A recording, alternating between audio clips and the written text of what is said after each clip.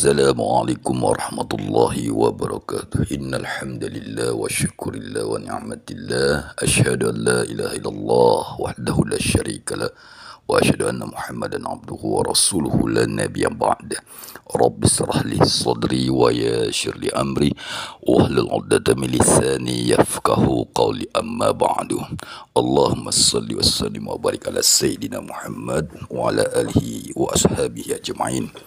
Kaum muslimin wal muslimat, jamaah sekalian yang dirahmati Allah Subhanahu wa taala, wabil khusus para subscriber Tausiah Islami yang dirahmati Allah. Alhamdulillah, pada kesempatan yang berbahagia ini kita bertemu kembali dalam Tausiah Islami. Insyaallah kita jadikan media ini, channel ini, YouTube ini sebagai media takwa kita kepada Allah Subhanahu wa taala. Kaum muslimin rahimakumullah.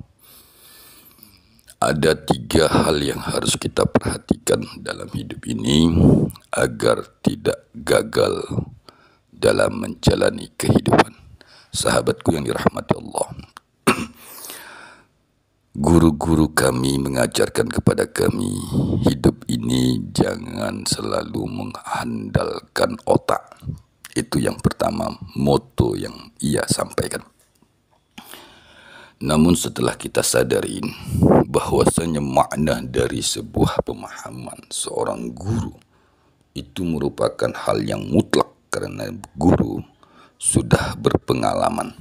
Sahabatku yang dirahmati Allah, dalam kehidupan kita selalu mengandalkan kekuatan pikiran. Itu yang pertama. Orang banyak menggunakan kekuatan pikiran, selalu berpikir, terus berpikir, tiada hari tanpa berpikir. Dan yang kedua, orang selalu mengandalkan kekuatan ingatan atau yang disebut memori atau yang disebut dengan zikrullah.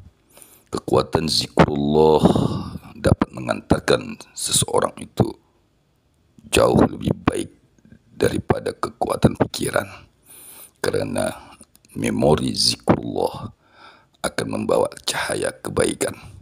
Dan yang ketiga, orang selalu menggunakan kekuatan akal. Hidupnya selalu menggunakan kekuatan akalnya, sehingga tanpa disadarin hidupnya mengakal-ngakalin.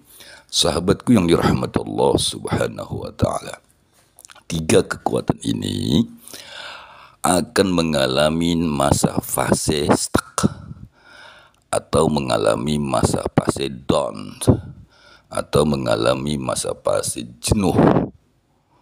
Nah, bila seseorang mengandalkan kekuatan yang 3 dalam hidupnya dan kehidupan, maka timbul kejenuhan yang obatnya tidak ada selain daripada pertolongan Allah Subhanahu wa taala. Kaum muslimin rahimakumullah, sahabat-sahabat Tausiah Islam yang dirahmati Allah Subhanahu wa taala. Sehingga 3 kekuatan tadi itu merupakan cerminan aplikasi setiap manusia. Kita ulangin, kekuatan akal, afala taqilu, kekuatan pikiran, afala tafakkarun, dan kekuatan ingatan, afala tazakkirun. Sahabatku, 3 kekuatan ini bersumber di dalam benak otak tiap-tiap diri pribadi. Baik, apabila kekuatan yang 3 ini down, jenuh, stuck dia dalam menghadapi kehidupan, maka manusia itu dinyatakan gagal.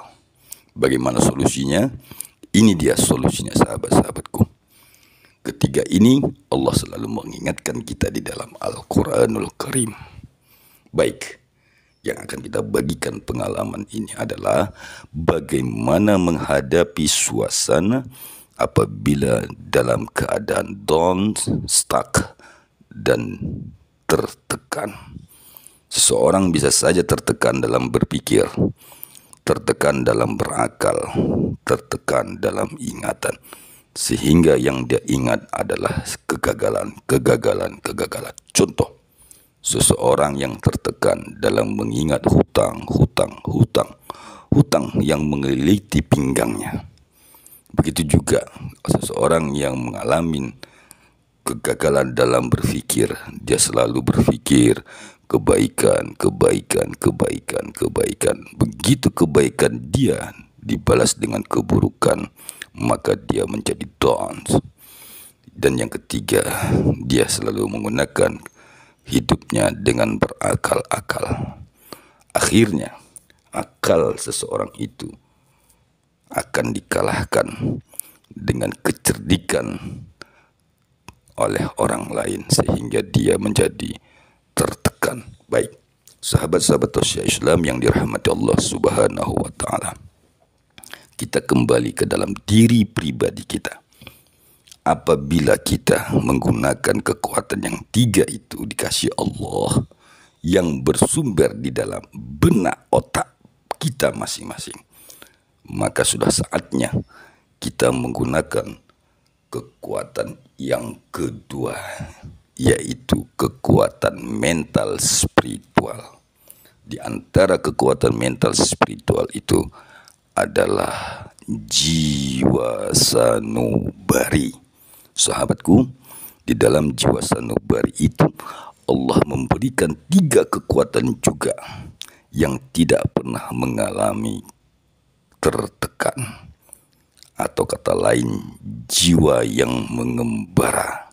Baik, adapun tiga kekuatan jiwa itu adalah kekuatan syahwatnya, kekuatan khadabnya, dan kekuatan natiqahnya.